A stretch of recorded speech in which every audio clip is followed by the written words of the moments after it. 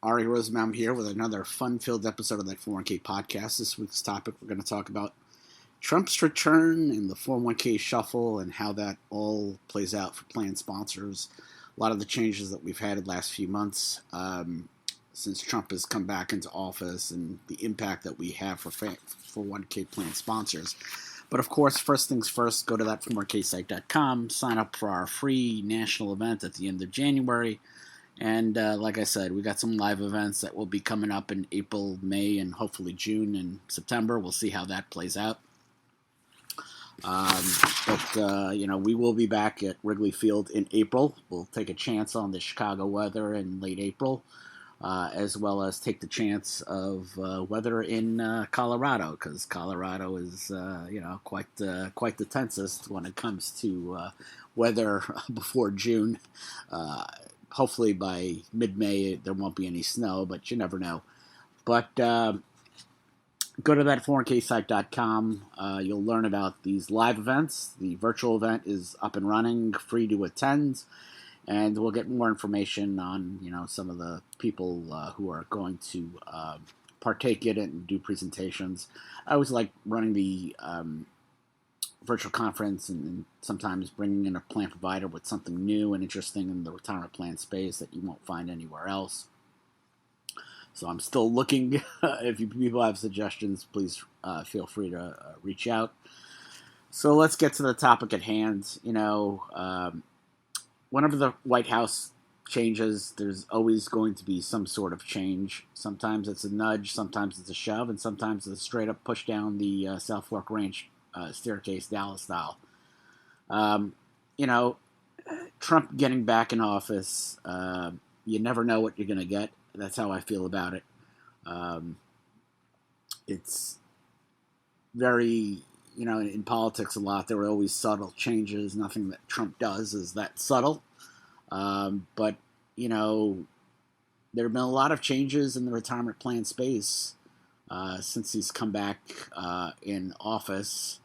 And it's only been 8 months. It feels like a couple of years now, but that's just how it's been going in terms of all the different changes that have been coming about.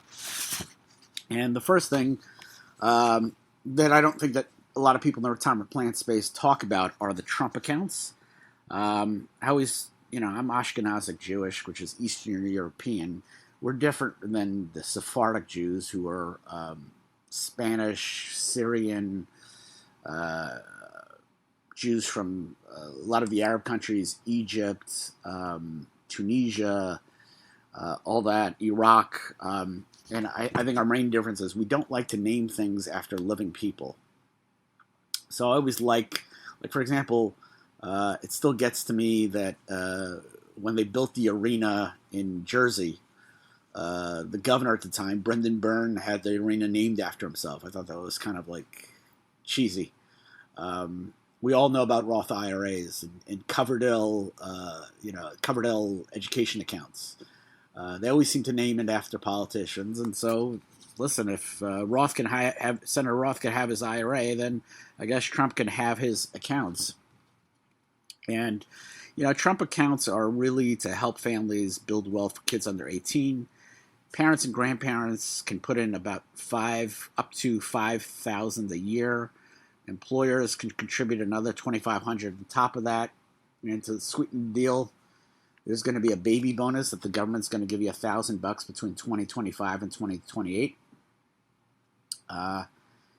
Sounds like free money. And if you look at our national debt, that really isn't free money. The fine print does matter. It's just not them just giving you $1,000 no matter what. Contributions don't actually start until July 4th, 2026. Until the child hits 18, the money is locked into broad, low-cost index funds, which I like. No crypto, no private equity, no hot stock tips from Uncle Bobby.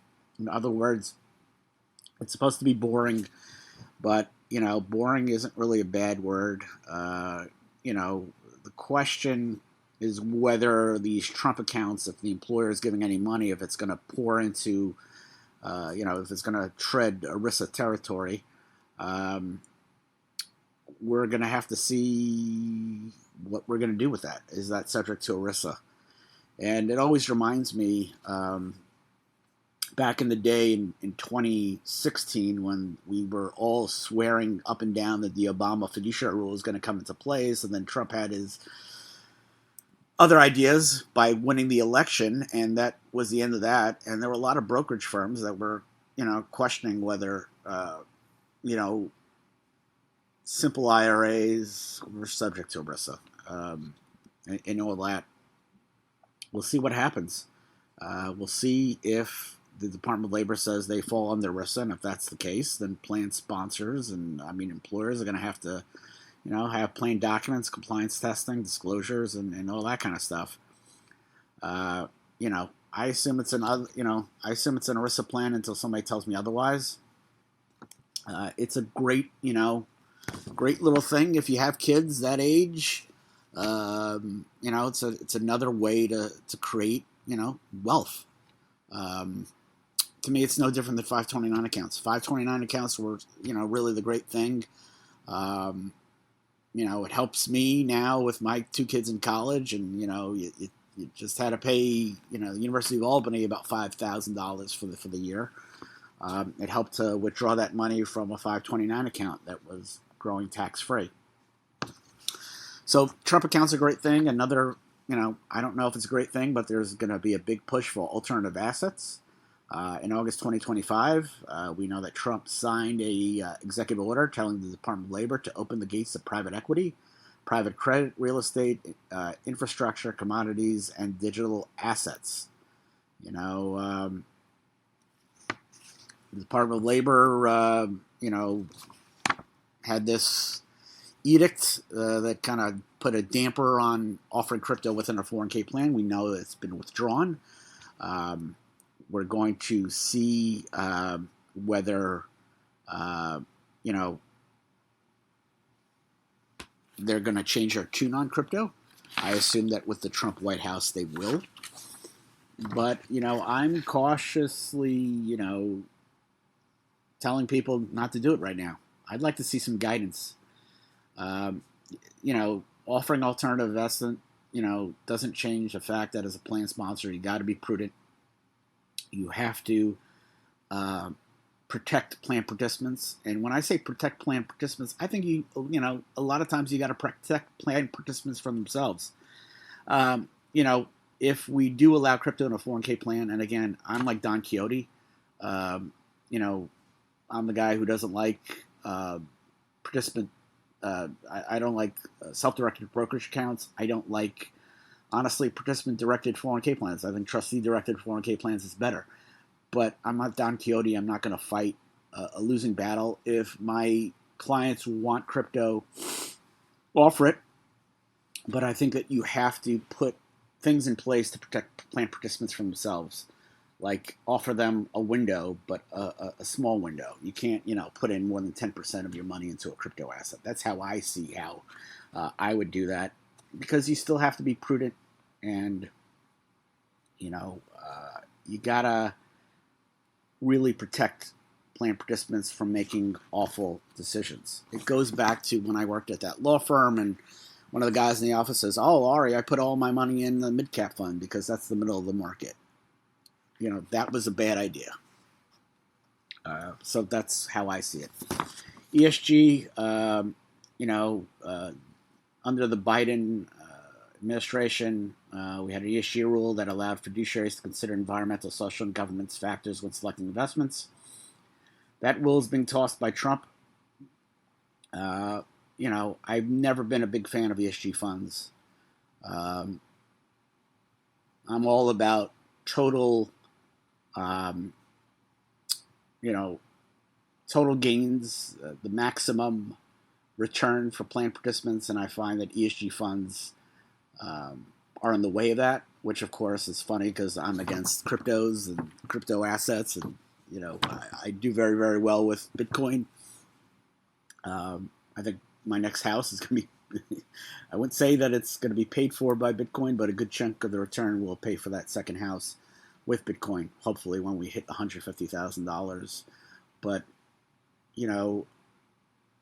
I have always been against ESG funds because I think it's more political than seeking maximum return for plan participants. I understand why people might be interested in that.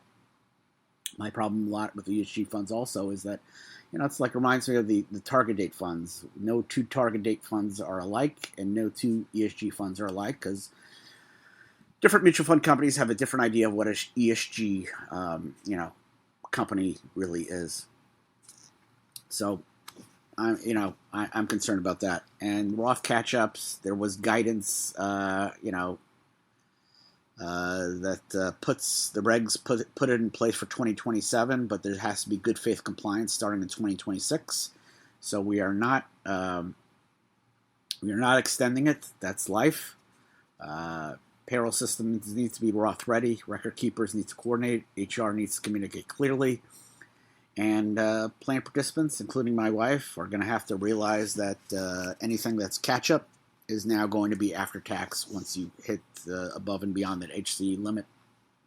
The regs just came out. I think I just wrote a short blog post about it, and they did fix some issues with it, but it's still there, and I still think it's just going to be it's going to give a good headache, as I say. The Savers match, the Savers credit, it's it looks a little bit different. Communicate current rules clearly. It's change and update what the Savers match will be. So that's it's a hot mess. So that's my thing on that. And the lessons for plan sponsors right now. There's a lot to deal with and a lot to understand, and I think that you should not mistake permission for prudence. Washington says you can offer alternatives of crypto, but ERISA says you must still act prudently. I think I would wait for guidance from the government before I do anything. Number two, I think it's important for plan sponsors to refresh their investment policy statement. If you're going to offer ESG, if you're going to offer crypto and alternative assets, you're just going to have to update your IPS because otherwise you're out of date and you're out of compliance. I think it's important for plan sponsors to get ready for Roth catch-ups. I don't like it. Not from a personal standpoint. I mean, I kind of like the idea my wife will have after-tax contributions, but I don't like the fact that she'll pay taxes on it now, but that's life. But I think from a plan perspective, we are not ready. To me, this is like the Y2K problem, which, that was a fundamental concern. I remember the late 90s, there was a concern that we wouldn't get ready for this. And a lot of Y2 companies spread out and got us back. And it always reminds me of that funny joke about Y2K. My mother was very, very concerned about Y2K. I think her friend told her to fill up the, I don't know why, but fill up the bathtub with water. I don't know why. And I remember, my grandmother, if you ever read your books, if you've read my books, you know how much my grandmother meant to me. So my grandmother was staying with us, and we had to drive her up on January 1st up to my aunt in New City. And I had this joke. I said, what happens on January 1st when the Volvo thinks it's, a horse and carriage? But we will be ready for Roth, whether we like it or not, just like we did with Y2K. It, assume nothing will work until we test it out and it works. It's important for plan sponsors to educate themselves in Trump accounts. That $1,000 baby bonus, employees have banked that money. So decide whether you're going to offer it or not. Get ahead of the confusion. If it's going to require ERISA compliance, that may not be something that I want to partake in. I don't like to volunteer people to do things just because I don't like to be volunteered to do things. And I will not volunteer plan sponsors into offering this.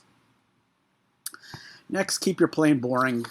To me, boring is diversified, low cost, and predictable. Every time a new shiny object comes along, avoid it. Avoid these shiny objects. I look sometimes at my investments, and I go into my SoFi account, and I realize that if I put all my money in with my S&P 500, I was probably better off with some of the stock picks I had. Like Pepsi. I did better with my index funds, and it's something I should always learn, but I never follow through. That's life. And of course, the funniest part of investing is I did get one. The most money I've ever lost on investment was on a stock tip by a financial advisor that I knew very, very well for a very long time. He lost me $14,000 on some stock, and that's the most money I've ever lost on one investment, including the times when the market imploded. Y2K, 2000s, after September 11th, all that kind of stuff, even in 2008. So I'd like to thank him for that stock tip. The bottom line, Trump's return, brings a lot of noise and flash to our world as well as the retirement world. We always have to deal with everything, and with any administration, there are always going to be rules, and Trump really wants to change whatever Biden did. So we have him until January 20th, 2029. So we really should be on top of all these changes, and we'll see what further changes will be, coming down the line. The beauty of the business is it's never boring. It's constantly changing. I remember in 1999 talking about, Roth 401ks, and my paralegal's like, oh, the paralegal I worked with who taught me everything I knew, Marge, she's like, don't worry about it. They're always talking about that stuff. And then eventually, Roth 401ks came into existence, I want to say in 2006. So we're always constantly, have to be on top of these things. And, risk attorneys like me have to be on top of these things, and plan sponsors as well. So I hope you enjoyed this episode of That 401k Podcast. Of course, go to that401ksite.com, further information on our virtual event, and we will have information on Chicago sooner than later. And tune in next week for another fun-filled episode of That 401k Podcast. Take care. Bye.